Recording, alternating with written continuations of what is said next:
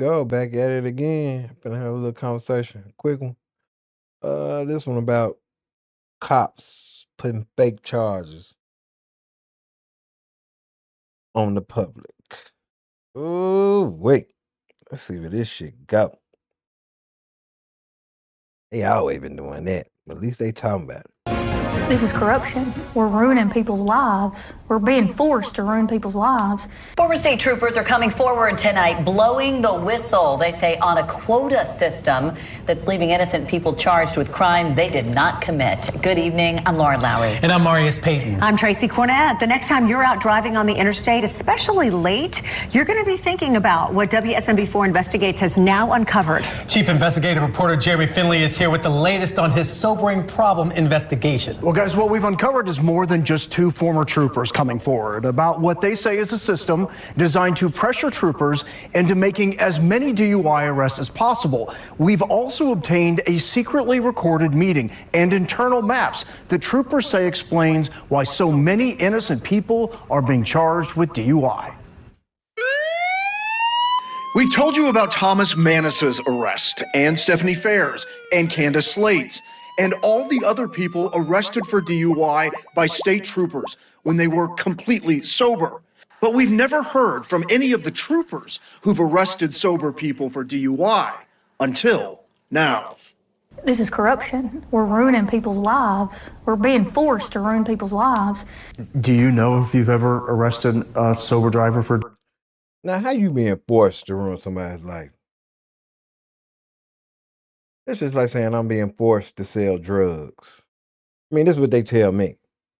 If they catch me doing something, I'm saying I'm selling weed to take care of my family. Well, you don't have to, well, I'm being forced to because I can't get a job.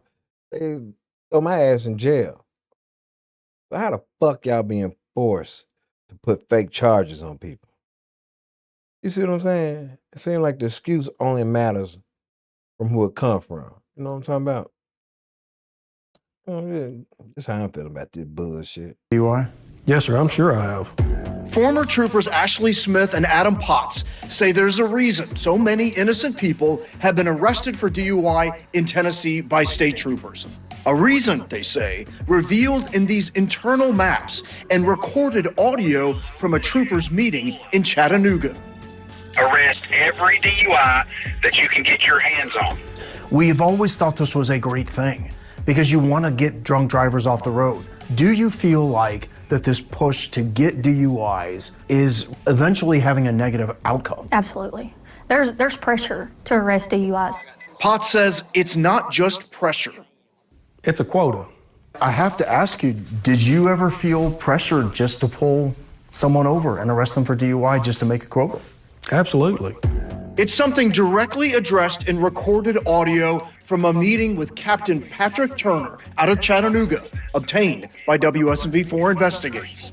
I'm passing on the message of what the command staff wants. What does hard work look like? Well, it could look like arresting 100 plus DUIs a year.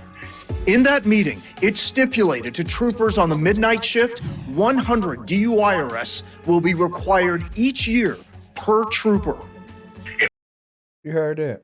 Listen to the wordplay he said. Pay attention to these words. He didn't come out right and say it. Like arresting 100 plus DUIs. Patrick Turner out of Chattanooga, obtained by WSMV4 Investigates. I'm passing on the message of what the command staff wants. What does hard work look like? Well, it could look like arresting 100 plus DUIs a year. But it's 100 charges they gonna put on a motherfucker every year. Per state trooper. And say you got 1,000 state troopers. 100 times that. It's 10,000. 1,000 state troopers, 100. Yeah. That's 10,000 charges they putting on you, on different people. And let's be honest, when they put a DUI on you, you know what I'm saying? That shit can affect your driving record. If you driving, like you got CDL or, anything. Cause like if you go say like you lose your job and you go apply for another job, that shit gonna pop up. It's interesting. Check this out. I had a blunt this big, this fucking big, under my seat. I didn't even know I had it. I pulled me over. He found that motherfucker, man. He was looking through my car. He couldn't find nothing. I had my insurance and everything. He found that little blunt, that little half. It wasn't even half a blunt. They gave me a DUI, a half a blunt. Can't make this shit up. Check this out. This is Mississippi. For any of y'all that ain't from the South, man. I live in Memphis. I was over there in South Haven.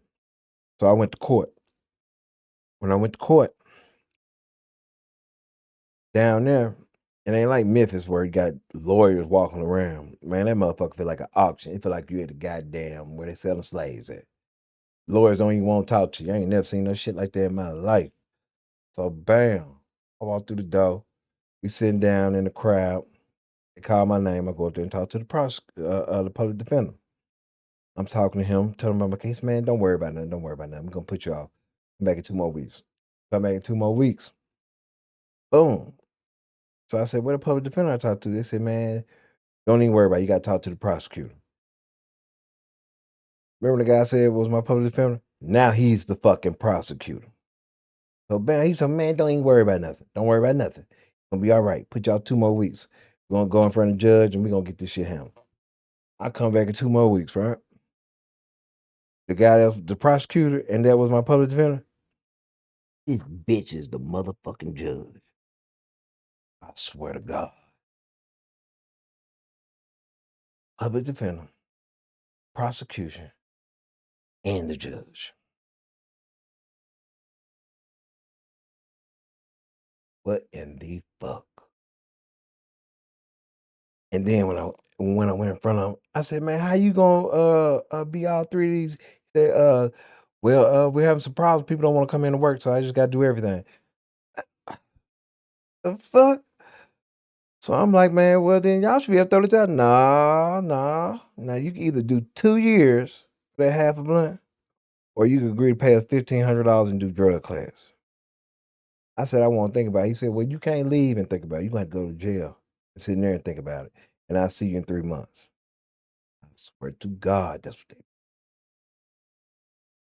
boom. So I said, "Man, I'll give y'all 1,500. I said, "If I give you 2,000, can I get more money and not go to drug class?" No. You got to go to drug class. They want me to go to the drug class. I had to go like 6 times. That's to get more money out of me. So I ended up paying like about 2,300 for half a blunt like that, bro. You hear me? Not even half a gram.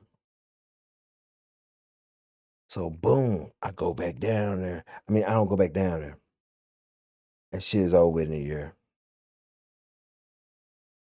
2 years go by. They pop up on the news. They talking about a cop that didn't have his credentials. My mama said, she said, "Man, baby, you need to check this out. This cop right here." I was like, "What cop?" Because she went down there with me to court. Just in case they locked me up, they could take my car. She could drive, they wouldn't be able to take my car, and she could bring my car home. I get out anyways and get to my car. She seen the cop that was up there that arrested me. It's the same fucking cop. This dude didn't even have his credentials, man, and was out there. Every case he supposed to have got turned over. So I called down there. I didn't want to go back down there. If you, hey, you don't want to go down to Mississippi Burning. So I called down there like, "Hey, how you doing? I had a case down there dealing with this such and such." You know what they told me? No, I told him I got a case dealing with such and such, and his credentials wasn't in order, and that should be thrown out. She said, "No, ain't nothing get thrown out down here." Well, I said, "Well, I'm gonna come down here." She said, "You come down here, you going to jail for trespass," and hung up in my face. Crooked ass cops, man. So for all y'all to be talking like this shit ain't real, this corruption shit ain't real, y'all don't feel it until it happened to you. But as a black man in Memphis, man, this shit always happen. I don't know what to say. I like the motherfucking National Guard down right now, but we got a lot of crooked ass cops down here. I don't know what the fuck to do. I'm in a fucked up situation. I don't know whether to be happy when I see a cop or be upset when I see a cop. I don't know what the fuck I gotta say.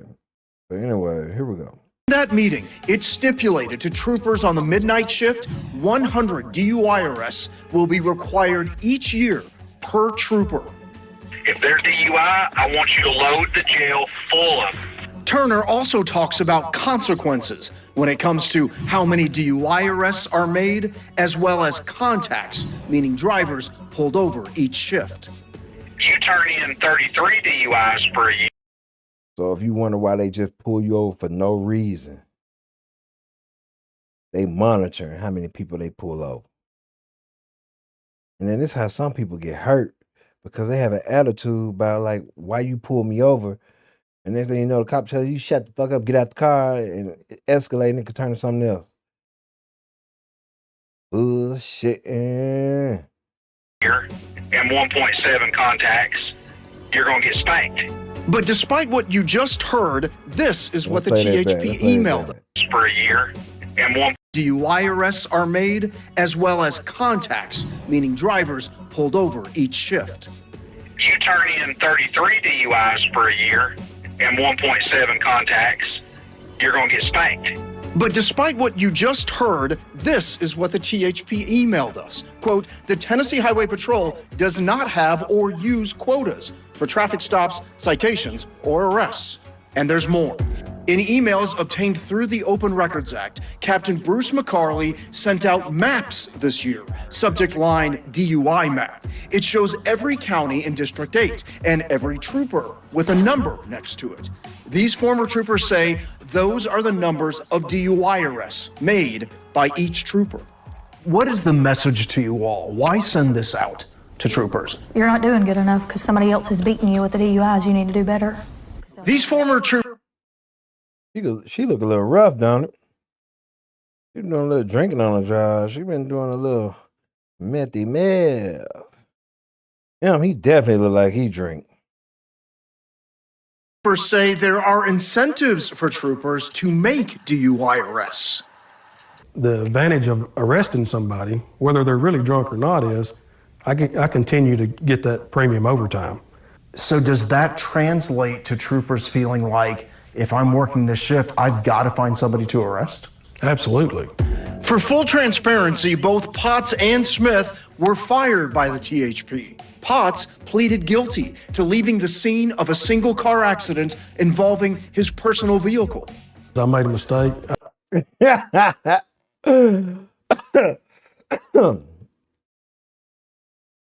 So you tell me, if I do a hit and run, you gonna chase me like Dukes of Hazzards and shit. You do a hit and run. And you out here hitting people and running off. You can't make this shit up. And this why he telling. They didn't have his back. Because they don't got his back, he telling. He snitching too. Everybody snitching. Everybody 6ix9ine out here. You hear me? Ooh-wee. Cold-blooded. I had to crash off. I want to see what the goddamn meth pipe girl did. Because she look like she going through hell, man. Duty. And the THP is seeking to decertify Smith, accusing her of helping a family member to get out of a DUI. She's fighting that claim. But now that's some bullshit, because I done had some family cop friends get my tickets dropped. But at the same time, you see why it's coming out and why they be having that blue wall up, you know what I'm saying? Because one weak link in the chain will break the chain. And they didn't, I guess both of them didn't feel like they stood by him. So they're like, fuck it. And then they trying to, you know what I'm saying, kick them off the force. They probably ain't gonna get their benefits and shit. I don't give a fuck. Cause when y'all was out there, when y'all was on the right side of the bullshit, y'all pulling motherfuckers over and putting charges on people. But I really want people, even if you haven't been through this, you gotta pay attention to this. Because this is happening to a lot of people. Like, we all know they got quotas. like around before New Year's, or on like 10 days before New Year's, all the way up to New Year's, from December the 20th to all the way to New Year's. You didn't know every state in motherfucking America got a quota to get their tickets up. So with that being said, I don't think they should have quotas. I really don't think they should. Why don't they have a quota to get their fat ass out of the car and walk around the goddamn block in the community? You know what I'm saying? Why they ain't got a motherfucking quota to go just pick up kids and make sure they go back to school? Why ain't that the goddamn quota? Why the quota got to be putting charges on us? And you already know what that's about. That's about money. And then you put these people, this was cold about it. They in East Tennessee. Memphis is in West. So they attacking their own kind. See, if they're down here where black people's at, ooh, they wouldn't have a problem putting motherfucking charges on people. But they're around their peoples, and they got to put charges on Billy Bob and shit like that. But they doing it. They doing it. People are people, man. They gonna do it. They gonna do it. Gonna do it. Imagine why they got quotas on shit like that. Like in the army, what if they had a quota that you had to kill 10 people a day? But you go out there, you don't see nobody for the day. You gotta start shooting each other. I'm just talking. My bad, my bad. Let's get back to this shit. Before the state. The THP may simply say that you're just a disgruntled employee, and that's why you're coming forward. I would have said something before if it wouldn't have been career suicide for me. As for what the THP says about their claims and everything else we've obtained, we don't know. Colonel, this is Jeremy Finley with Channel 4. After we tried to speak with the head of the THP in August and he drove away in a car, we once again sent our findings to them, asking for an interview. Instead, they sent a statement reading in part, troopers are highly trained and expected to use their judgment and make necessary traffic stops based on observed violations and public safety needs. I think they really don't care about the citizens. I think they care about the way it looks, the perception. Who was stone cold sober but arrested for DUI. Channel 2 consumer investigator Justin Gray has been looking into those tests and how officers are being trained to use them. He's live now. And Justin, how accurate is this training at identifying people who are under the influence? Yeah, George, think about the flip of a coin. Heads or tails, the most recent major studies into marijuana and field sobriety tests finds that the officers in those cases judge the sober drivers as under the influence about half the time. No better than the flip of a coin. It's a big deep breath and then blow. This was it. When Lenny Daniel thought this roadside police stop on his way home from a Kennesaw gig with his band would finally be over. I thought once I blew into the breath test, I felt like I'd be home within 30 minutes. That was not the case. Instead, seconds later, it was this. All right, hey, one more thing. There's a camera. If you can turn and see that green light, don't move. Oh, you're being placed under arrest for DUI, okay? Really? Yes, sir. Oh, my goodness. And I said, did the breath test show anything? So the breathalyzer was 0, okay? Hey, man. This ain't even funny, but you see they pulling this shit, too, on these white folks, man. You know, it's DUIs and shit like that. It's cold-blooded. And I believe it, but it's the other evaluations and things that I did. Those other evaluations are something called Advanced Roadside Impairment Driver Enforcement, ARIDE, a 16-hour course teaching police officers how to perform field sobriety tests. I believe that you're under the influence of some kind of drug. Lenny Daniel was charged by Kennesaw Police with DUI. How the fuck he gonna say you on the influence of some type of drug and he just tested this man for a breathalyzer for alcohol?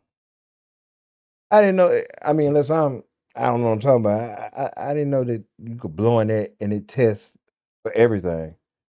Like, can it test if you just farted or just burped or something? That's some bullshit. The 60. I guess I'm gonna say it for the white folks. White lives matter. 5-year-old widower spent the night in the Cobb County Jail. I've driven for Meals on Wheels for 28 years as a volunteer. And I thought, are they going to still let me drive? It wasn't until 6 months later that an official blood test finally proved what he'd been trying to say all along. There were no drugs in his system. I did well, I thought, on the sobriety test.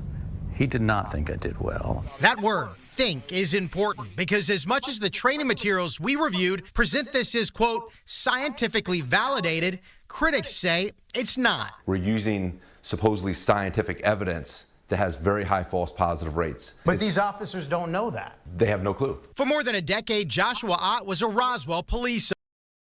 Man, and this is what I don't like. Man, these officers are some of the smartest motherfuckers on the planet, man. They know, but they don't give a fuck. But you hear how they taking them. These officers don't even know. Yeah, they fucking know. Look at him. Dude, he look like he don't fucking know. This guy right here. He look like a goddamn peeping Tom, or he look like he really just got through playing with himself. Look at him. This look like a mass shooter that became a cop. I don't give a fuck what nobody. Officer. He was also an instructor for both A-RIDE and the even more advanced Drug Recognition Experts Program. Ott now believes there is no. Goddamn, you see how much a suit have changed? He don't even look like the same dude. He just went from looking like a pervert that sniffed pantyhose. Now he look like, what's that wrestler?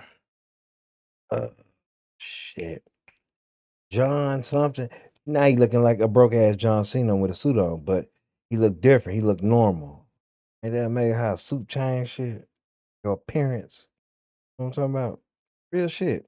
Don't you know he look like a fucking pedophile. No evidence that the roadside tests he taught are accurate for drugs. Officers want to do the right thing. So why did Ott change his mind? Scientific studies, including this 2023 Journal of the American Medical Association look at field sobriety tests and marijuana. Basically, the officers could have administered all these tests or flipped a quarter. In the journal study, officers classified 49% of the placebo group, the sober group, impaired. You're seeing a level of false positives that if we were grading in a classroom, you would not pass.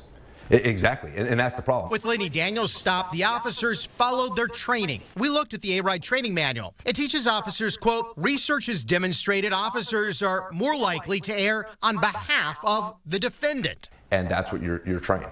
And that's just flat out wrong. The data proves 100% that that's wrong. What I always ask the jury is, have you ever made a mistake at work? And everyone raises their hand. Kim Keeley-Fry used to prosecute DUI cases. She don't look like a good lawyer. If that saggy titty, slow talking heifer, I would never let her represent me. Okay, yes, you have to be innocent. Bitch, shut up. Now she defends against them. She says she asked police officers on the witness stand that same question. It's always no. I have never made a mistake arresting someone. Kennesaw police would not talk to us on camera, sending us instead the results of an internal investigation into Daniel's case where, quote, no policy violations were found. The investigation concluded that probable cause existed for the arrest. It becomes a, why are you going to believe the... Basically, they said, you could suck my dick and suck the shit out the back of my ass, and if you got a problem with it, pull up. Pull up and shake some. Officer, are you going to believe this person who's charged with a crime? I feel like it's sort of your setup to fail that. You feel like a nigga, don't you? Feel like the black guy, don't you? I look like I did. I'm looking at you, you look like you drink and smoke crack. If they want you to fail it. It was 6 months after his arrest that Lenny Daniels' DUI charge was finally dropped. But he still had to pay a fine for a traffic violation. Now, we asked the GBI for data on drug test results. In 2025, of the 6,600 toxicology tests run in Georgia, about half, 3,600, came back positive for marijuana. That does not include other positive tests for other drugs like cocaine or opioids. But pot is, according to the GBI, overwhelmingly the second highest DUI cause after alcohol. So that gives us kind of a picture of what's happening. Okay, if there's one AI site builder. All right, we're going to end it on that note. Be careful. Stay dangerous.